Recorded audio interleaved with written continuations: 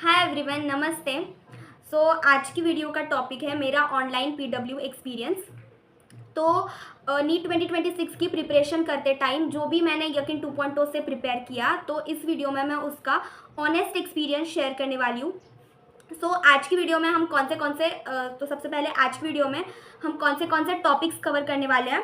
तो मेरा online PW experience, मैंने पीडब्ल्यू को ही क्यों चूज़ किया, या मैंने सिर्फ सब कुछ पीडब्ल्यू से कवर किया या नहीं, या कोई अदर रिसोर्सेज यूज़ किए, एंड पीडब्ल्यू में मैंने कौन से टीचर्स को फॉलो किया, मैंने लेक्चर्स लाइव देखे या रिकॉर्डेड, मेरा क्या शेड्यूल था, एंड ऐसी मेरी कौन सी मिस्टेक्स थी या कौन सी चीज़ें मैं और बेटर कर सकती थी, एंड ऑनलाइन जो भी पढ़ रहे हैं उनके लिए कुछ इंपॉर्टेंट पॉइंट्स, एंड पीडब्ल्यू से मैंने कौन से रिसोर्सेज यूज़ किए। तो ये सब सारी चीज़ें आज की वीडियो में मैं बात करने वाली हूँ। तो सबसे पहला पॉइंट कि मैंने पीडब्ल्यू को ही क्यों चूज़ किया।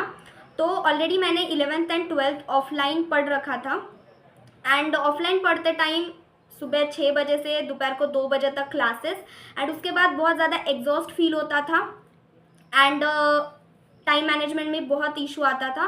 तो इसीलिए मैंने पीडब्ल्यू को ऑनलाइन प्रिपरेशन करना डिसाइड किया। एंड ऑनलाइन प्रिपरेशन करते टाइम हम अपनी तरीके से अपने शेड्यूल को प्लान कर सकते हैं, इसीलिए, एंड ऑनलाइन पीडब्ल्यू बहुत ज़्यादा अफोर्डेबल है इसीलिए। तो नेक्स्ट पॉइंट इज़, क्या मैंने सब कुछ ऑनलाइन पीडब्ल्यू में ही कवर किया या मैंने कोई अदर रिसोर्सेज भी यूज़ करे। तो मैंने 80% पीडब्ल्यू के ही रिसोर्सेज यूज़ करे हैं, जो भी यकीन नीट 2.0 में थे वो। 20% मैंने कुछ और टेस्ट दे दिए या कहीं और जगह से क्वेश्चन प्रैक्टिस कर ली, तो 20% मैंने अदर रिसोर्सेज भी यूज़ करे हैं। तो नेक्स्ट पॉइंट इज़ कि मैंने किन टीचर्स को फॉलो किया या मैंने किन टीचर्स से पढ़ा। तो बायो में मैंने बॉटनी विपिन सर से पढ़ी है, एंड जोलॉजी समाप्ति मैम से पढ़ी है। दोनों ही बेस्ट टीचर्स हैं। विपिन सर की सबसे बेस्ट चीज़ ये है कि सर के जो नोट्स होते हैं ना, मतलब पूरे एनसीईआरटी को सर इतने अच्छे तरीके से समराइज करते हैं। तो सर के नोट्स बहुत अच्छे हैं, सर पढ़ाते बहुत अच्छा है, एंड समाप्ति मैम भी बहुत अच्छा पढ़ाती है। एंड समाप्ति मैम के लेक्चर के लास्ट में जो समाप्ति मैम गाना गाती है, तो उनका मोस्टली बायो का हमारा लास्ट लेक्चर होता था। एंड दोपहर को जब ऐसे डीमोटिवेटेड फील होता था, तो जब हम समाप्ति मैम के लेक्चर्स देखते थे, तो लास्ट में जो वो गाना गाती थी, तो उससे बहुत ज़्यादा मोटिवेटेड फील होता था। नेक्स्ट आ गए फिज़िक्स के ऊपर। तो फिज़िक्स में मैंने एनएलएम, स्टार्टिंग से एनएलएम एंड फ्रिक्शन तक जो भी है वो एमआर सर से पढ़ा है, एंड उसके बाद लास्ट सेमीकंडक्टर तक सलीम सर से पढ़ा है। दोनों ही बहुत अच्छी तरीके से पढ़ाते हैं। मैं सबसे ज़्यादा कंफ्यूज फिज़िक्स में ही थी कि मुझे फिज़िक्स में किन टीचर्स से पढ़ना है, क्योंकि 11th एंड 12th में मैं ऑलरेडी यूट्यूब से एमआर सर के कुछ लेक्चर्स मैं कर चुकी थी, एंड मुझे एमआर सर का पढ़ाना भी बहुत अच्छा लगता था। एंड सलीम सर, मैंने जस्ट ट्राई किया कि मुझे वर्क पावर एनर्जी के टाइम एक चैप्टर की मैं सलीम सर से करके देखती हूँ, एंड मुझे सलीम सर का पढ़ाना भी बहुत अच्छा लगा। तो मैं सबसे ज़्यादा confuse MR sir and Salim sir के इन दोनों के बीच में थी कि मुझे किन से पढ़ना है, बट मैंने बाद में सलीम सर के साथ कंटिन्यू किया। तो सलीम सर के लेक्चर्स की भी बहुत इंटरेस्टिंग बात है। तो सलीम सर भी बहुत अच्छा पढ़ाते हैं। एंड नेक्स्ट इज़ केमिस्ट्री मैंने ऑर्गेनिक केमिस्ट्री पंकज सर से पढ़ी है। इनऑर्गेनिक केमिस्ट्री मोहित दादी सर, एमडी सर से पढ़ी है। एंड फिज़िकल केमिस्ट्री मैंने सुधांशु सर से पढ़ी है। तो नेक्स्ट पॉइंट है कि मैंने पीडब्ल्यू के कौन से रिसोर्सेज यूज़ करें। तो सबसे पहले तो हो गया डीपीपी। डीपीपी थोड़ी ईजियर साइड होती है, लेकिन डीपीपी की वजह से हमारे छोटे छोटे कंसेप्ट क्लियर हो जाते हैं। तो डीपीपी मैंने सॉल्व करी, एंड ज़्यादा क्वेश्चन नहीं होते डीपीपी में, बट डेली के डेली अगर हमारी उतनी क्वेश्चन प्रैक्टिस हो जाए तो अच्छा होता है। नेक्स्ट मैंने क्लास नोट्स में जो भी क्वेश्चन होते हैं वो करे हैं। तो क्लास में तो जो क्वेश्चंस टीचर्स लेते थे वो तो करे ही है, लेकिन पीपीटी में भी बहुत सारे क्वेश्चंस टीचर होमवर्क के लिए ऐड कर देते थे। तो सारे लोग पीपीटी में मिनिमम 10 to 20 क्वेश्चंस या मैक्सिमम 50-60 क्वेश्चंस भी ऐड करते थे। तो पीपीटी में जो भी क्वेश्चंस ऐड करते थे वो, या एक्स्ट्रा शीट जो टीचर्स प्रोवाइड करते हैं, जैसे कि एमआर सर संघर्ष असाइनमेंट प्रोवाइड करते थे, सलीम सर केपीपी, या समाप्ति मैम जो तपस्या की सीरीज़ लेती थी या शीट देती थी, तो वो सारी एक्स्ट्रा क्वेश्चन प्रैक्टिस की जो भी शीट्स होती थी, तो वहाँ से मैंने क्वेश्चन प्रैक्टिस किए हैं। नीट या जेईई मेंस के जो भी PYQs है वो भी मैंने सॉल्व किए हैं। एंड नेक्स्ट इज़ PW की जो भी टेस्ट होती है। तो PW में टोटल 3 टाइप्स की टेस्ट होती है, एक प्रैक्टिस टेस्ट, एक रैंक बूस्टर टेस्ट एंड एक होती है AITS। प्रैक्टिस टेस्ट थोड़ी ईजियर साइड होती है एंड जो भी वीक में या उसके पिछले वीक में जो भी टॉपिक्स कवर हुए होते हैं, जो भी चैप्टर्स कवर हुए होते हैं, तो उनके ऊपर वो टेस्ट होती है। रैंक बूस्टर टेस्ट थोड़ी मीडियम साइड होती है, इजी भी टफ भी मिक्स होती है पूरी। एंड उसमें क्वेश्चंस आते हैं जो पहले टॉपिक्स हो चुके हैं स्टार्टिंग में, तो उसके ऊपर क्वेश्चंस आते हैं। एंड AITS टफ साइड में रहता है। AITS के क्वेश्चन मुझे बहुत अच्छे लगते थे, मतलब बहुत अच्छे लेवल के क्वेश्चंस होते थे। क्वेश्चंस के बाद हमें बहुत सारी कंसेप्ट रिवाइज हो जाती थी। तो AITS में स्टार्टिंग के दिन से उस वीक तक जितना भी सिलेबस कवर हुआ है, तो सारा सिलेबस AITS में आता है। सो नेक्स्ट पॉइंट इज कि लेक्चर्स मैंने लाइव देखे या रिकॉर्डेड एंड कौन से बेटर है। तो मैंने लेक्चर्स रिकॉर्डेड देखे। रिकॉर्डेड की कुछ अच्छी बातें होती है कि हम टाइम सेव कर सकते हैं। अगर हमें कभी लेक्चर फास्ट देखना है 1.5x या 2x पे, हम हमारे टाइम को अपने तरीके से मैनेज कर सकते हैं, हमारे शेड्यूल को फ्लेक्सिबल शेड्यूल हम मेंटेन कर पाते हैं। एंड उसके कुछ कॉन्स भी होते हैं कि बैकलॉग्स बहुत ईजीली क्रिएट हो जाते हैं, या टीचर्स के साथ हम इंटरेक्ट नहीं कर पाते, या लेस मोटिवेशन या लेजीनेस। तो रिकॉर्डेड लेक्चर में ऐसा होता है कि टीचर्स के साथ जो इंटरेक्शन है, जैसे अगर सलीम सर के लेक्चर की मैं बात करूँ, तो सर जैसे पढ़ाते टाइम कोई कंसेप्ट सर ने पढ़ाया या कोई क्वेश्चन सॉल्व किया, या उसके बाद जो मोस्ट प्रोबेबली सर को पता है कि स्टूडेंट ऐसे ही सॉल्व करेंगे या यही गलतियाँ करेंगे, सर वैसे करते थे। एंड उसके बाद सर बोलते थे कि और ये गलत है, तो वैसा हो गया। एंड उसके बाद सर अपने अकाउंट में एक विक्स ऐड करते जाते थे। तो उससे ना ऐसे लगता था जैसे हम टीचर हमारे सामने है। समाप्ति मैम के लेक्चर में भी ऐसा लगता था, सबके लेक्चर्स में ऐसा लगता था जैसे टीचर हमारे सामने है। तो वो फील हमें सिर्फ लाइव लेक्चर करके ही मिलता है। लेकिन मैंने लाइव अटेंड मोस्टली नहीं किया, कभी कभी मैं लाइव भी करती थी, बट मोस्टली मैंने रिकॉर्डेड लेक्चर्स देखे हैं। एंड उसके बाद नेक्स्ट टॉपिक है कि मेरा शेड्यूल क्या था ड्यूरिंग ऑनलाइन क्लासेस। तो मैं सुबह 7 बजे उठती थी, 8 बजे तक सब कुछ रेडी वगैरह होना, 8 बजे से 12 बजे तक या 1 बजे तक मैं पूरा फिज़िक्स करती थी। तो इस टाइम में फिज़िक्स का लेक्चर हो गया, उस दिन जो पढ़ाया वो रिवाइज करना हो गया, या उस टॉपिक की क्वेश्चन प्रैक्टिस। तो ये सब कुछ होने के बाद मैं कोई पिछला चैप्टर लेती थी एंड उसकी भी क्वेश्चन प्रैक्टिस करती थी, जो नेक्स्ट संडे के टेस्ट में आ रहा हो, या मुझे लगा कि मुझे रिवाइज करना है, तो मैं पिछले चैप्टर, मतलब पूरा टाइम मैं फिज़िक्स ही करती थी।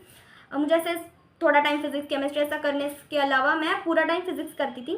उसके बाद लंच ब्रेक के बाद मैं बायो करती थी, दोपहर को 2 बजे से 5 बजे तक लेकर मैं बायो करती थी।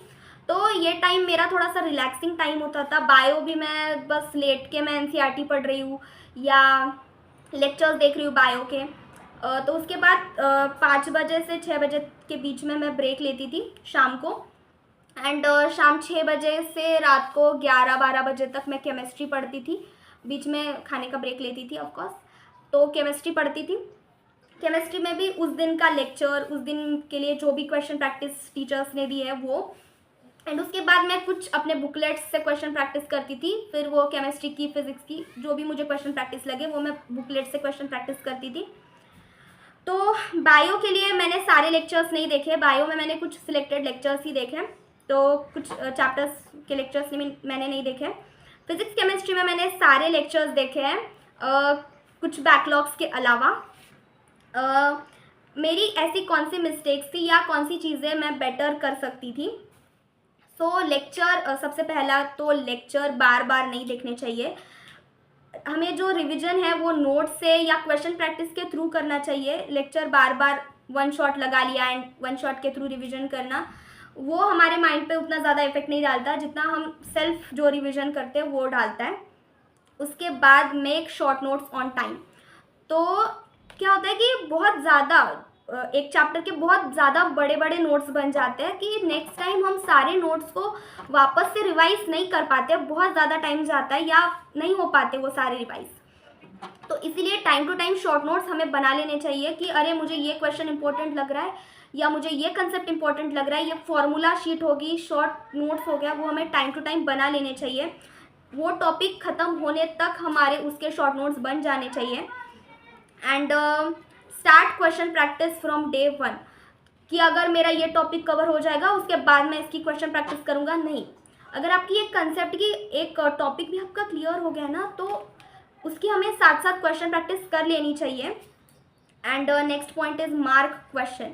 तो ये सबसे ज़्यादा इंपॉर्टेंट पॉइंट है। अगर आप बुकलेट सॉल्व कर रहे हो ना तो बुकलेट में कुछ क्वेश्चन ईजी होते हैं जो आपके एक अटेम्प्ट में सॉल्व हो जाते हैं, एंड कुछ क्वेश्चन ऐसे होते हैं जो एक ज़्यादा अटेम्प्ट लगते हैं या कुछ कैलकुलेशन मिस्टेक्स की वजह से सॉल्व नहीं हो पाते हैं या कुछ कंसेप्ट की वजह से सॉल्व नहीं हो पाते, तो उनको मार्क कर लेना होता है कि अरे ये क्वेश्चन मुझसे नहीं बना था, तो उसको मार्क कर लेना। तो फोर्थ पॉइंट इज़ कि मेक मिस्टेक डायरी। तो मुझसे क्या हुआ था कि मैं PW के टेस्ट में या DPP में कुछ क्वेश्चंस गलत हुए तो मैं उसको बुक मार्क करके रख लेती थी, या मेरे कोई टेस्ट में क्वेश्चंस गलत हुए तो मैं उसके स्क्रीनशॉट निकाल के रख लेती थी, या ऑफलाइन टेस्ट के टाइम में क्वेश्चन पेपर के लास्ट में क्वेश्चन नंबर नोट कर लेती थी कि मुझे ये वापस से देखना है।